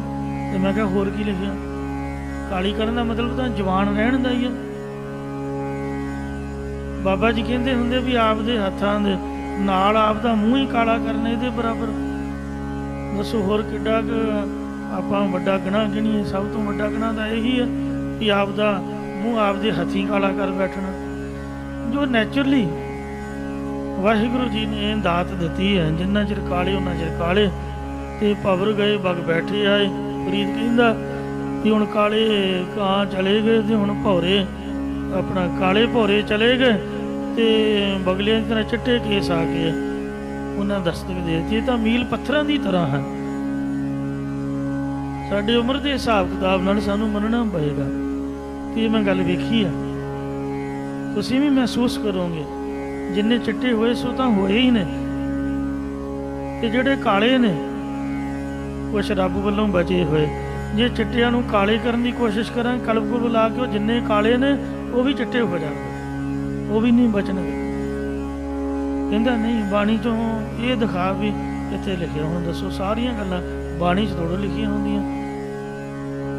ਤੋ ਇਸ ਤਰ੍ਹਾਂ ਦੀ ਵਿਦਿਆ ਨੂੰ ਦੱਸੋ ਆਪਾਂ ਕੀ ਜਵਾਬ ਦਿਆਂਗੇ ਜਿਸ ਬੰਦੇ ਨੂੰ ਇਹੀ ਨਹੀਂ ਪਤਾ, ਸਾਰੀ ਉਮਰ ਲੰਘ ਗਈ ਵੀ ਅੰਮ੍ਰਿਤ ਛਕਣ ਦਾ ਫਾਇਦਾ ਕੀ ਹੈ, ਲਾਭ ਕੀ ਹੈ। ਲਾਭ ਤੇ ਨੁਕਸਾਨ ਦਾ ਆਪਾਂ ਬਾਅਦ 'ਚ ਵੇਖਾਂਗੇ, ਪਰ ਗੁਰੂ ਦਾ ਹੁਕਮ ਦਾ ਵੇਖੀਏ। ਪੀਵੋ ਪਾਹੁਲ ਖੰਡੇ ਧਾਰ ਹੋਵੇ ਜਨਮ ਸੁਹੇਲਾ। ਮਹਾਰਾਜ ਨੇ ਆਖਿਆ ਅੰਮ੍ਰਿਤ ਨਾਮ ਨਿਧਾਨ ਹੈ, ਮਿਲ ਪੀਵੋ ਭਾਈ। ਠੀਕ ਹੈ, ਅੰਮ੍ਰਿਤ ਮਹਾਰਾਜ ਦਾ ਨਾਮ ਹੀ ਹੈ, ਤੇ ਪਰ ਉਹ ਖੰਡੇ ਬਾਟੇ ਦਾ ਅੰਮ੍ਰਿਤ ਵੀ ਤਾਂ ਬਾਣੀ ਪੜ੍ਹ ਕੇ ਤਿਆਰ ਹੋਇਆ। ਗੁਰੂ ਸਾਹਿਬ ਦੀ ਮਰਿਆਦਾ ਮਹਾਰਾਜ ਨੇ ਆਪ ਅੰਮ੍ਰਿਤ ਪਾਨ ਕੀਤਾ, ਅੱਗੇ ਸਿੱਖਾਂ ਨੂੰ ਹੁਕਮ ਲਾਇਆ। ਆਪ ਗੁਰੂ ਸਾਹਿਬ ਸੋ ਪੰਜ ਕਕਾਰੀ ਰਹਿਤ ਵਾਲੇ ਸਨ। ਰਹਿਣੀ ਰਹਿ ਸੋਈ ਸਿੱਖ ਮੇਰਾ, ਉਹ ਸਾਹਿਬ ਮੈਂ ਉਸਕਾ ਚੇਰਾ। ਇਸ ਵਾਸਤੇ ਮੂਲ ਮੰਤਰ ਕਿੱਥੋਂ ਤੱਕ ਹੈ, ਇੱਥੋਂ ਨਹੀਂ ਉੱਥੋਂ ਤੱਕ। ਫਿਰ ਤਾਂ ਕੋਈ ਲਾਭ ਨਾ ਹੋਇਆ ਜੇ ਲੜਾਈ ਝਗੜੇ ਤਰਕ ਵਾਲੀਆਂ ਗੱਲਾਂ 'ਚ ਪਏ ਰਹੇ। ਸਤਿਗੁਰੂ ਸਾਹਿਬ ਜੀ ਕਥਨ ਕਰਦੇ ਨੇ ਕਿ ਗੁਰੂ ਘਰ ਆਏ ਹੋਏ, ਸੰਸਾਰ ਵਿੱਚ ਆਏ ਹੋਏ ਉਹ ਲੋਕ ਪ੍ਰਮਾਣਿਕ ਹਨ, ਉਹੀ ਪ੍ਰਮਾਣ ਹੋਏ ਨੇ। ਜੇ ਸਗਲੇ ਕੁਲ ਤਾਰੇ ਨਾ, ਜਿਹੜੇ ਮਹਾਰਾਜ ਦੇ ਬਚਨਾਂ ਤੇ ਸ਼ਰਧਾ ਰੱਖ ਕੇ ਗੁਰੂ ਦੀ ਮਰਿਆਦਾ ਵਿੱਚ ਆਉਂਦੇ ਨੇ, ਮਹਾਰਾਜ ਦੀ ਬਾਣੀ ਪੜ੍ਹਦੇ, ਨਾਮ ਜਪਦੇ, ਸੰਗਤ ਕਰਦੇ, ਕਮਾਈ ਕਰਦੇ, ਕਥਾ ਕੀਰਤਨ ਵਿੱਚ ਜੁੜ ਕੇ ਆਪ ਦਾ ਆਪ ਤਾਰਦੇ ਤੇ ਆਪ ਦੀਆਂ ਸਾਰੀਆਂ ਕੁਲਾਂ ਨੂੰ ਪ੍ਰੇਮਾ ਭਗਤੀ ਭਜਨ ਸਿਮਰਨ ਚ ਲਾ ਕੇ ਤਾਰ ਦਿੰਦੇ ਨੇ। ਆਪ ਤਰੇ ਤਾਰੇ ਨਸਰਿਠਾ। ਮਹੱਲਾ ਤੀਜਾ। ਤੀਜੇ ਪਾਤਸ਼ਾਹ ਸ੍ਰੀ ਗੁਰੂ ਅਮਰਦਾਸ ਸਾਹਿਬ ਜੀ ਫਰਮਾਨ ਕਰਦੇ ਨੇ, ਗੁਰੂ ਜਿਨ੍ਹਾਂ ਕਾ ਅੰਦਲਾ। ਜਿਨ੍ਹਾਂ ਮਨਮੁਖ ਪੁਰਖਾਂ ਦਾ ਜਿਹੜਾ ਆ ਸਰਸੇ ਵਾਲਾ ਇੱਕ ਬੈਠਾ ਜੇਲ੍ਹ 'ਚ, ਬੜੀਆਂ ਕਾਲੀਆਂ ਕਰਤੂਤਾਂ ਵਾਲਾ ਅੰਨਾ ਅਗਿਆਨੀ, ਉਹਨੂੰ ਆਪ ਨਹੀਂ ਅਕਲ ਵੀ ਰਹਿਣਾ ਕਿਵੇਂ, ਸਮਾਜ ਦੇ ਵਿੱਚ ਵਿਚਰਨਾ ਕਿਵੇਂ ਹੈ। ਪਬਲਿਕ ਪਲੇਸ ਗੁਰੂ ਘਰ ਤਾਂ ਸਾਰਿਆਂ ਨੇ ਆਉਣਾ, ਧੀਆਂ ਭੈਣਾਂ ਬਾਲ ਬੱਚੇ ਸਭਨਾਂ ਨੇ ਆਉਣਾ। ਆਪਦੀ ਨਿਗਾਹ ਤਾਂ ਸਵੱਲੀ ਰੱਖੋ ਭਾਈ। ਮਹਾਰਾਜ ਨੇ ਬਾਣੀ 'ਚ ਕੀ ਲਿਖਿਆ ਭਲਾ, ਪਰ ਤੇਰਾ ਰੂਪ ਨਾ ਪੇਖਿਆ ਨੇਤਰ। ਜਿਹਨੂੰ ਆਪ ਇੰਨੀ ਨਹੀਂ ਅਕਲ ਗੁਰੂ ਬਣ ਕੇ ਵੀ ਧੀ ਭੈਣ ਦੀ ਇੱਜ਼ਤ ਨੂੰ ਕਿਵੇਂ ਦੇਖਣਾ। ਦੱਸੋ, ਨਕੰਮਾ ਦੂਜੇ ਨੂੰ ਕੀ ਸਮਝਾਊਗਾ? ਸਾਡੇ ਨਿਆਣੇ ਜੋ ਕੁਝ ਵੇਖਣ ਉਹੀ ਕਰਨਗੇ, ਜੋ ਕੁਝ ਉਹ ਆਪ ਕੀਤਾ ਉਹੀ ਕੁਛ ਉਹਦੇ ਚੇਲੇ ਬਾਲ ਕੇ। ਜਿਹਦਾ ਗੁਰੂ ਹੀ ਅੰਨਾ, ਕਲਯੁਗੀ ਗੁਰੂ, ਦੱਸੋ ਉਹਦੇ ਤੋਂ ਸਿੱਖਿਆ ਕੋਈ ਕੀ ਲਏਗਾ? ਸਿੱਖ ਵੀ ਅੰਧੇ ਕਰਮ ਕਰੇ ਨਾ।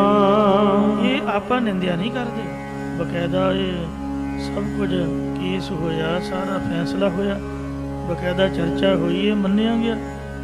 ਤੋ ਇਸ ਵਾਸਤੇ ਜਿਹੜਾ ਗੁਰੂ ਅੰਨਾ ਹੈ, ਉਹਦੇ ਜਿਹੜੇ ਸਿੱਖ ਨੇ ਉਹ ਵੀ ਮਨਬੁੱਧਰ ਨੇਤਰਾਂ ਦੇ ਵਿੱਚ ਵਿਚਾਰ ਨਿਗਾਹ ਤੋਂ ਬਗੈਰ ਹੋਣ ਕਰਕੇ ਅੰਨੇ ਹੋਣਗੇ। ਉਹਦੇ ਸ਼ਾਗਿਰਦ ਚੇਲੇ ਚਾਪਟੇ ਅੰਧਤਾਈ ਅਗਿਆਨਤਾ ਵਾਲੇ ਕਰਮ ਕਮਾਉਣਾ ਕਰਦੇ ਹਨ। ਉਹ ਲੋਕ ਜਾਂਦੇ ਹੀ ਉੱਥੇ ਇਸ ਲਈ ਨੇ ਵੀ ਆਪ ਦਾ ਸੁੱਖ ਲਈਏ, ਮੌਜਾਂ ਮਾਣੀਏ। ਪੈਸੇ ਵਾਲੀ ਦੁਨੀਆ, ਤੇ ਪੈਸਾ ਦੇਈ ਜਾਓ ਤੇ ਗਲਤ ਕਰਮ ਕਰੀ ਜਾਓ। ਓਏ ਭਾਣ ਚੱਲਣ ਆਪਣ। ਜਿਵੇਂ ਰਾਮ ਰਾਏ ਦੇ ਚੇਲਿਆਂ ਨੇ, ਰਾਮ ਰਾਏ ਤਾਂ ਗੁਰੂ ਗੋਬਿੰਦ ਸਿੰਘ ਸਾਹਿਬ ਜੀ ਦੀ ਸ਼ਰਨ ਵਿੱਚ ਆ ਗਿਆ ਸੀਗਾ ਤੇ ਉਹਨੇ ਬੇਨਤੀ ਕੀਤੀ ਵੀ ਮਹਾਰਾਜ ਜੋ ਕੁਛ ਹੋਇਆ ਉਹਨੂੰ ਮਾਫ ਕਰ ਦਿਓ। ਉਹੀ ਗੁਰਤਾ ਗੱਦੀ ਹੈ ਜਿਹਦੇ ਤੇ ਆਪ ਬਿਰਾਜਮਾਨ ਹੋ। ਕੋਈ ਸ਼ਰਾਬ ਸਰੂਪ ਮੇਰੀ ਗਲਤੀ ਕਾਰਨ ਜੋ ਵੀ ਹੈ ਮੈਨੂੰ ਮਾਫ ਕਰੋ। ਮੈਨੂੰ ਵੱਡਾ ਬੰਦਾ ਤੇ ਮਹਾਰਾਜ ਅਗਲਾ ਪਾਸਾ ਮੈਂ ਵੇਖ ਰਿਹਾ ਤੇ ਕਿਰਪਾ ਕਰੋ। ਮਹਾਰਾਜ ਕਹਿੰਦੇ ਰਾਮ ਰਾਏ ਤੈਨੂੰ ਤਾਂ ਬਖਸ਼ ਦਿੰਦੇ ਆ ਪਰ ਤੇਰੀ ਸੰਗਤ ਨਹੀਂ ਬਖਸ਼ਾਂਗੇ। ਤੇ ਵੇਖੋ ਉਹਦੀ ਸੰਗਤ ਹੀ ਉਹਦੇ ਨਾਸ਼ ਦਾ ਕਾਰਨ ਬਣੀ। ਜਿਹੜੇ ਮਸੰਦ ਵਿਗੜੇ ਹੋਏ ਸੀਗੇ ਉਹਨਾਂ ਨੂੰ ਸਮਝਾ ਨਹੀਂ ਸਕਿਆ ਬਾਬਾ ਰਾਮ ਰਾਏ, ਜੋ ਆਪਦੇ ਮੂੜ ਮਤੀ ਹੈ, ਆਪਦੀ ਮਰਜ਼ੀ ਕਰਦੇ ਸੀ, ਸੰਗਤਾਂ ਨੂੰ ਲੁੱਟਦੇ ਸੀਗੇ, ਵੇਸ਼ਭਾਗਾਮੀ ਸੀ, ਸ਼ਰਾਬੀ ਕਬਾਬੀ ਹਜ਼ਾਰਾਂ ਹੀ ਉਹਨਾਂ ਚੌਗਣ ਤੰਗ ਪਰੇਸ਼ਾਨ ਕਰਦੇ। ਤਾਂ ਹੀ ਉਹਦਾ ਮਾਰੇ ਨੇ ਫੜ ਫੜ ਕੇ ਕੜਾਇਆਂ 'ਚ ਸੁੱਟੇ ਸੀ, ਉਹਨਾਂ ਨੂੰ ਤੇਲ ਦੇ ਵਿੱਚ ਪਕੌੜੇ ਵਾਂਗ ਤਲਿਆ। ਉਹਨਾਂ ਲੋਕਾਂ ਨੇ ਆ ਮਾਤਾ ਪੰਜਾਬ ਕੌਰ ਆ ਕੇ ਰੋਈ ਸੀਗੀ ਕਿ ਮਹਾਰਾਜ ਆਪਦੇ ਗੁਰੂ ਨਹੀਂ ਲੈ ਕੇ ਬਹਿ ਗਏ ਇਹ ਜਿਹੜੇ ਚੇਲੇ ਨੇ। ਉਹਨੇ ਆਖਿਆ ਸੀ ਵੀ ਮੈਨੂੰ ਹੱਥ ਨਾ ਲਾਇਓ, ਮੇਰਾ ਕਮਰਾ ਨਾ ਖੋਲਿਓ, ਮੈਂ ਕਿਸੇ ਦੀ ਸਹਾਇਤਾ ਕਰਨ ਜਾ ਰਿਹਾ। ਆਖੇ ਜੀ ਇੰਜ ਕਿਵੇਂ ਹੋ ਸਕਦਾ, ਇਹ ਜਿਉਂਦਾ ਕਿਵੇਂ ਰਹਿ ਸਕਦਾ ਇੰਨਾ ਚਿਰ? ਉਹਨੂੰ ਫੜ ਕੇ ਜਿਉਂਦੇ ਨੂੰ ਹੀ ਅੱਗ ਲਾਤੀ। ਵੇਖੋ ਇਹ ਚੇਲਿਆਂ ਨੇ ਕੀਤਾ ਸੀਗਾ ਕੰਮ। ਉਹ ਵਿਚਾਰੀ ਰੋਂਦੀ ਰਹਿ ਗਈ, ਕਹਿੰਦੇ ਮਹਾਰਾਜ ਹੁਣ ਮੈਨੂੰ ਵੀ ਮਾਰਨਗੇ, ਮੇਰੀ ਰੱਖਿਆ ਕਰੋ। ਉਹ ਫਿਰ ਪੰਜਾਬ ਕੋਲ ਦੇਹਰਾਦੂਨ ਲੈ ਕੇ ਗਈ ਸੀ, ਉਹ ਅਜੇ ਵੀ ਖੜਾਇਆ ਦੇਹਰਾਦੂਨ ਪਿਆ ਹੋਇਆ। ਫਿਰ ਮਹਾਰਾਜ ਨੇ ਸਜ਼ਾ ਦਿੱਤੀ ਮਸੰਦਾਂ ਨੂੰ। ਵਿਗੜੇ ਹੋਏ ਲੋਕ ਜਿਹੜੇ ਨੇ ਉਹ ਆਪਦੇ ਗੁਰੂ ਤੇ ਤਲਵਾਰ ਰੱਖ ਦਿੰਦੇ ਨੇ, ਆਪਦੀ ਮਰਜ਼ੀ ਦੇ ਮੁਤਾਬਕ, ਆਪਦੇ ਹੁਕਮ ਅਨੁਸਾਰ ਨਾ ਗੁਰੂ ਦਾ ਲੈਂਦੇ ਨੇ, ਲੁੱਟਦੇ ਆਪ ਹਨ। ਓਏ ਭਾਣ ਚੱਲਣ ਆਪਣ।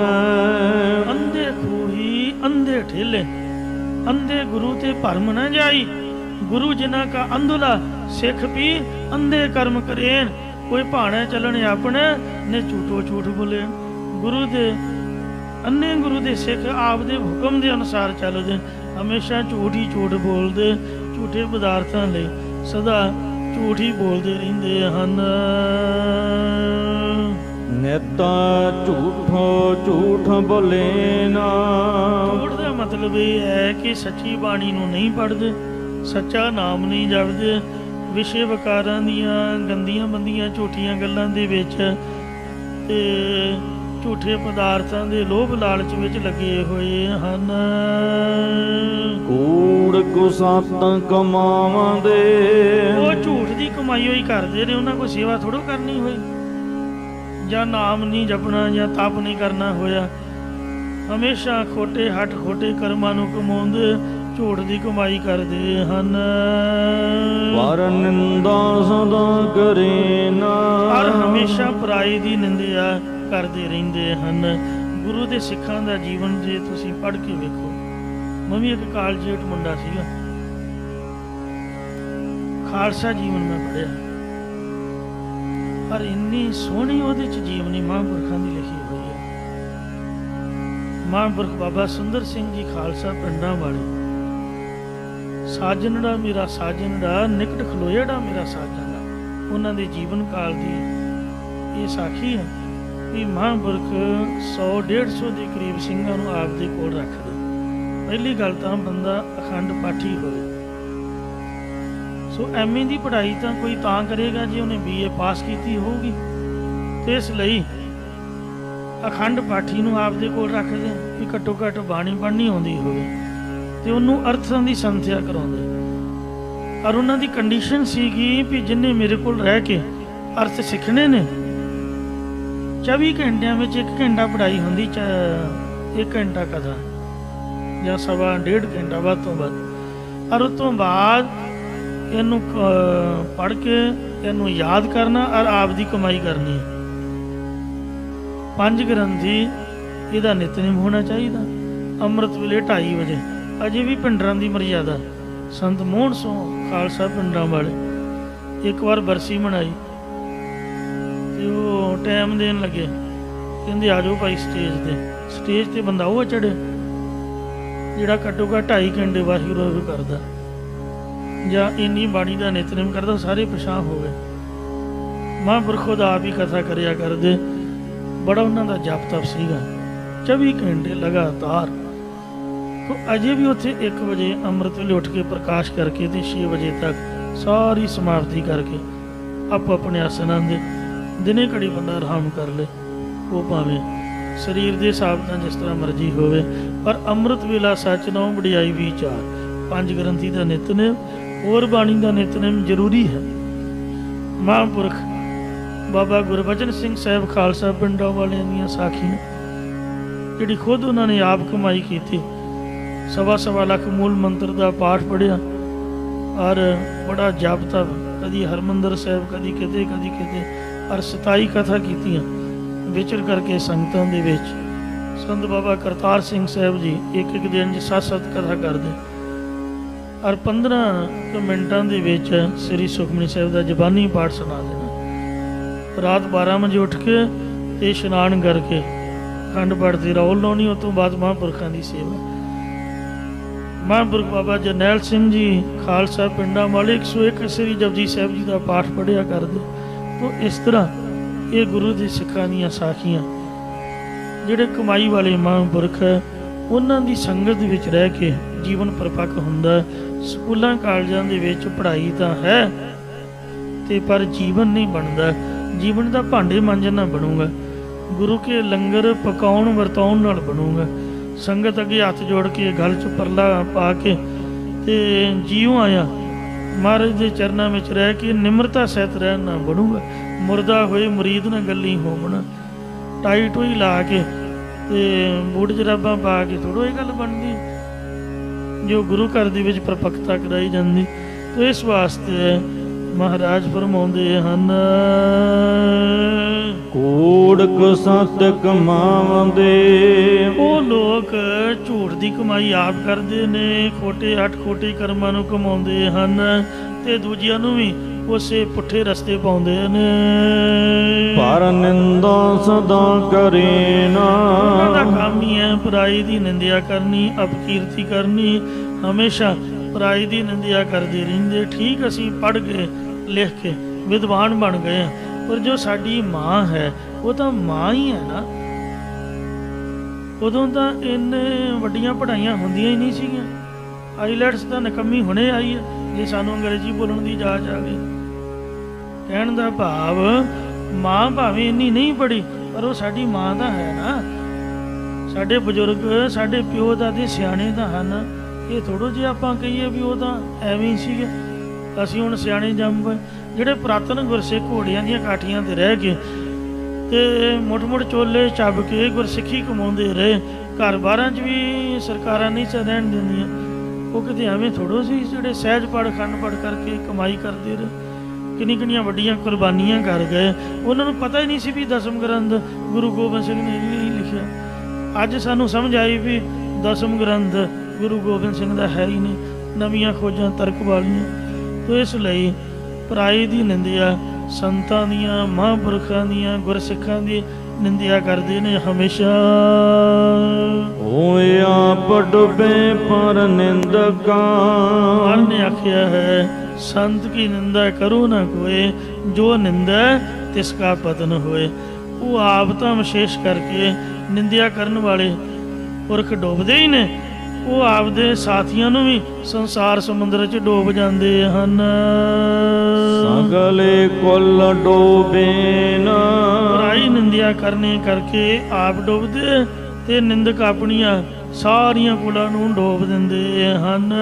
ਨਿੰਦਕ ਡੂਬਾ ਹਮ ਉਤਰੇ ਪਾਰ, ਨਿੰਦਾ ਭਲੀ ਕਿਸੇ ਕੀ ਨਾਹੀ, ਮਨਮੁਖ ਮੁਗਧ ਕਰਨ ਤੇ ਮੋਹ ਕਾਲੇ ਤੇ ਨਿੰਦਕਾਂ ਨਰਕੇ ਘੋਰ ਭਵਨ। ਮੈਂ ਤਾਂ ਬੇਨਤੀ ਕਰ ਰਿਹਾ ਵੀ ਅੱਜ ਕੱਲ੍ਹ YouTube Facebook ਦਾ ਜ਼ਮਾਨਾ, ਬਚ ਕੇ ਰਹੋ। ਕੱਲ੍ਹ ਹੀ ਇੱਕ ਦਾ ਫੋਨ ਆ ਰਿਹਾ ਸੀਗਾ, ਅਖੇ ਜੀ ਉਹ ਨਿਊਜ਼ੀਲੈਂਡ ਵਾਲਾ ਫਲਾਣਾ ਬੰਦਾ ਐ ਬੋਲਦਾ ਉਹ ਬੋਲਦਾ। ਮੈਂ ਕਿਹਾ ਤੈਨੂੰ ਪਤਾ ਕਦੋਂ ਬੋਲਿਆ ਉਹਨੇ?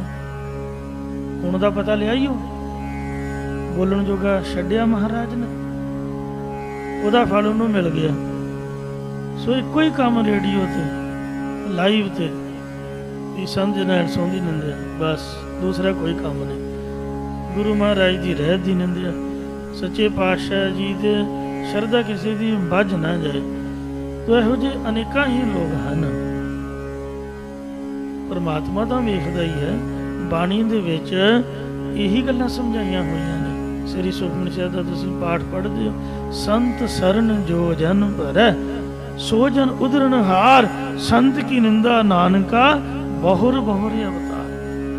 ਗੁਰੂ ਨਾਨਕ ਸਾਹਿਬ ਨੂੰ ਪਿਤਾ ਨੇ 20 ਰੁਪਏ ਦਿੱਤੇ ਤੇ ਸਭ ਤੋਂ ਪਹਿਲਾਂ ਉਹ ਸੰਤਾਂ ਦੇ ਆਸ਼ਰਮ ਤੇ ਗਏ ਸੀਗੇ, ਉਹਨਾਂ ਦਾ ਲੰਗਰ ਕੀਤਾ ਸੀਗਾ।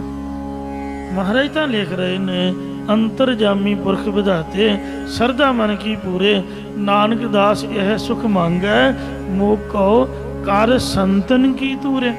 ਸੰਤਨ ਮੀਨਿੰਗ ਬਹੁ ਵਚਨ, ਇੱਕ ਸਿੰਗੂਲਰ ਹੁੰਦਾ, ਇੱਕ ਪਲੂਰਲ ਹੁੰਦਾ। ਸਾਧ ਸੰਗਤ ਜੀਓ, ਸ੍ਰੀ ਗੁਰੂ ਨਾਨਕ ਦੇਵ ਮਹਾਰਾਜ ਸੱਚੇ ਪਾਤਸ਼ਾਹ, ਉਹਨਾਂ ਦਾ ਤਾਂ ਦੁਨੀਆ 'ਚ ਗੁਰੂ ਕੋਈ ਹੋਇਆ ਹੀ ਨਹੀਂ। ਜੋ ਉਹਨਾਂ ਨੇ ਸੰਤਨ ਵਰਡ ਲਿਖਿਆ, ਬਹੁ ਵਚਨ ਮੀਨਿੰਗ ਗੁਰਸਿੱਖਾਂ ਵਾਸਤੇ, ਰੱਬ ਦੀ ਬੰਦਗੀ ਕਰਨ ਲਈ ਤਪੱਸਵੀਆਂ ਵਾਸਤੇ। ਤੋ ਜਿਹੜਾ ਗੁਰੂ ਸਾਹਿਬ ਨੂੰ ਪੁੱਛਦਾ ਵੀ ਤੁਸੀਂ ਕੀ ਕਰਦੇ ਹੋ, ਮਹਾਰਾਜ ਕਹਿੰਦੇ ਸੰਤਾਂ ਦੇ ਦਰਸ਼ਨ ਕਰਨ ਲਈ ਤੁਰਿਆ ਫਿਰਦਾ। ਹਰ ਗੁਰੂ ਸਾਹਿਬ ਬਕਾਇਦਾ ਉਹਨਾਂ ਕੋਲ ਹੀ ਜਾਂਦੇ, ਭਾਈ ਲਾਲੋ ਵਰਗੇ ਜਿਹੜੇ ਕਮਾਈ ਵਾਲੇ ਮਹਾਂਪੁਰਖ, ਉਹਨਾਂ ਨੂੰ ਦਰਸ਼ਨ ਦਿੰਦੇ। ਸਮੇਰ ਪਰਬਤ ਤੇ ਵੇਖੋ ਸੰਤ ਹੀ ਸੀ ਜਿੰਨੇ ਸਿੱਧ ਸਨ। ਕਹਿੰਦੇ ਮੈਂ ਤੁਹਾਨੂੰ ਮਿਲਣ ਆਇਆ, ਕਮਲਿਓ ਤੁਸੀਂ ਲੜਾਈ ਕਰ ਰਹੇ ਹੋ ਮੇਰੇ ਨਾਲ, ਮੈਂ ਤੁਹਾਡੇ ਦਰਸ਼ਨ ਕਰਨ ਆਇਆ, ਲੜੀ ਦਾ ਥੋੜੋ। ਵਿਚਾਰ ਕਰੋ, ਬੈਠੋ ਮੇਰੇ ਕੋਲ, ਕਿਹੜਾ ਸਵਾਲ ਹੈ ਤੁਹਾਡਾ? ਉਹਨੇ ਸਿੱਧ ਗੋਸ਼ਟ ਦੀ ਸਮਾਪਤੀ ਹੋਈ ਹੈ, ਕਿੰਨੇ ਪਿਆਰ ਦੀ ਚਰਚਾ ਨਾਲ ਮਹਾਰਾਜ ਨੇ ਉਹਨਾਂ ਨੂੰ ਸਮਝਾਇਆ। ਤਾਂ ਗੁਰੂ ਸਾਹਿਬ ਤਾਂ ਸੰਤਾਂ ਦੀ ਧੂੜੀ ਮੰਗ ਰਹੇ ਨੇ। ਅਸੀਂ ਮਹਾਰਾਜ ਦੇ ਸਿੱਖ ਖਵਾਉਂਦੇ ਹੋਏ ਸੰਤਾਂ ਦੀ ਨਿੰਦਿਆ ਤੇ ਉਹ ਪੱਕੇ ਹੀ ਰੇਡੀਓ ਕਾਇਮ ਕਰ ਦਿੱਤੇ। ਗੁਰੂ ਮਹਾਰਾਜ ਕਿਰਪਾ ਕਰਨ, ਅਖਬਾਰਾਂ ਦੇ ਵਿੱਚ ਵੀ ਇਹੀ ਕੁਛ।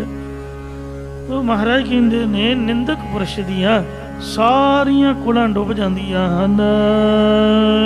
ਨਾਨਕ ਜਿਤਿਓ ਲਾਏ ਤਿਤਨ ਲੱਗੇ, ਉਚਾਰਨ ਕਰੋ ਸਤਨਾਮ ਸ੍ਰੀ ਵਾਹਿਗੁਰੂ। ਸ੍ਰੀ ਗੁਰੂ ਅਮਰਦਾਸ ਮਹਾਰਾਜ ਕਹਿੰਦੇ, ਪਰੇਸ਼ਾਨ ਨਾ ਹੋਵੋ। ਤੁਸੀਂ ਕਿਉਂ ਦੁਖੀ ਹੁੰਦੇ ਹੋ?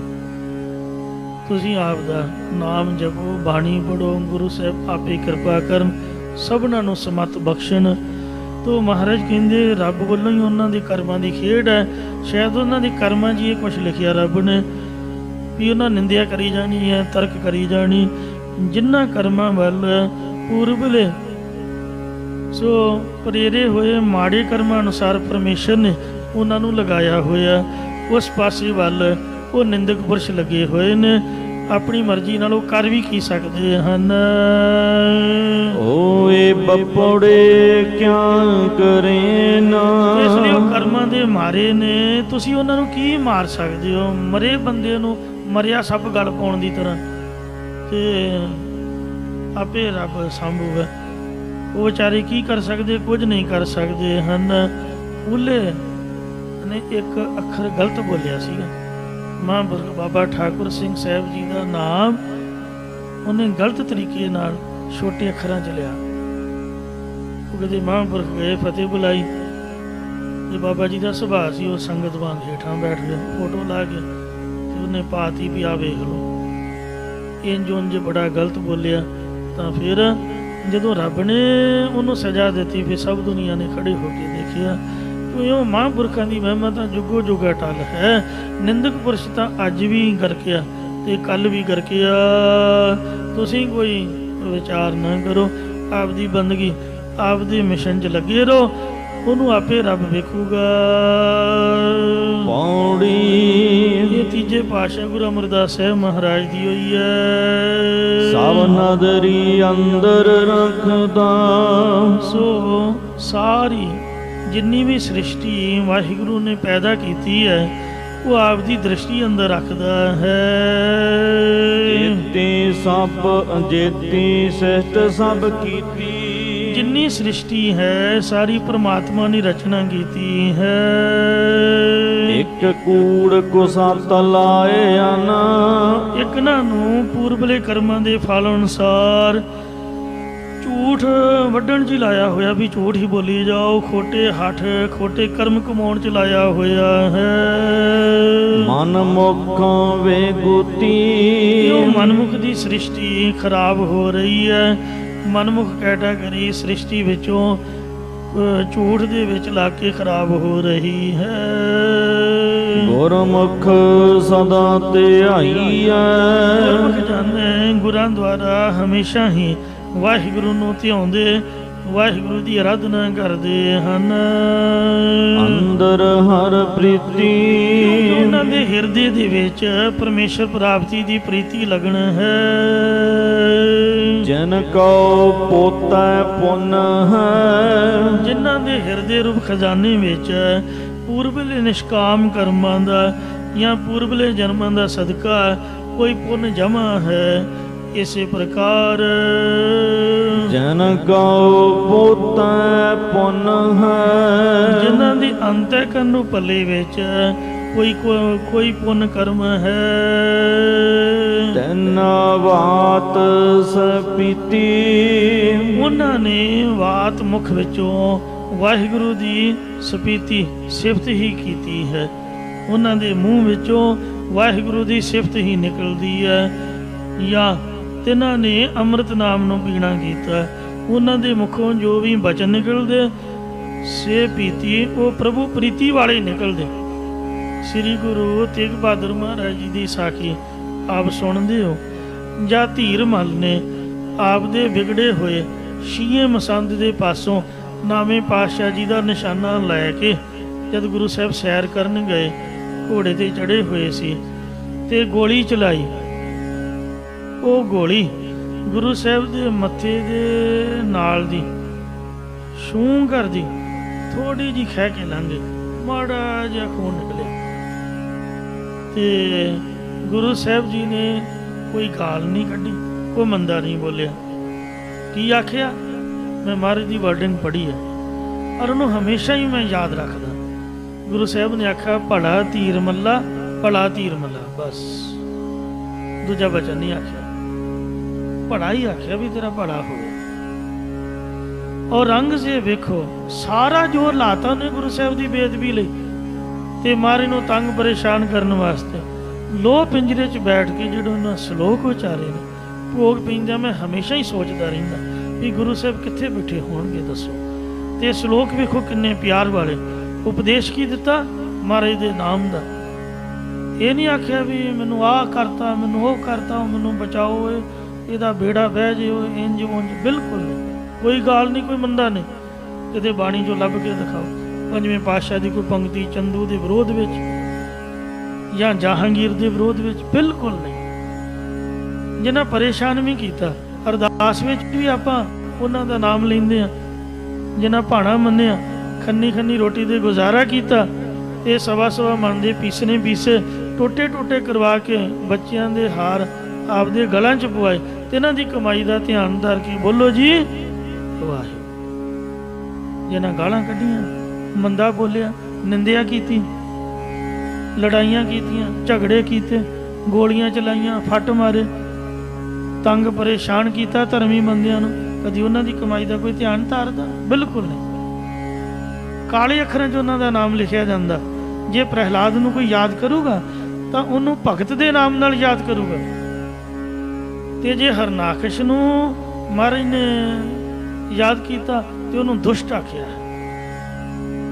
ਜਿੱਥੇ ਮਰਜੀ ਤੁਸੀਂ ਪੜ੍ਹ ਕੇ ਵੇਖ ਲਓ। ਮਹਾਂਪੁਰਖਾਂ ਦਾ ਗੁਰਦੁਆਰਾ ਬਣਿਆ ਹੋਇਆ, ਸ਼ਹੀਦੀ ਯਾਦਗਾਰ ਸਿੰਘਾਂ ਦੀ ਬਣ ਰਹੀ ਹੈ।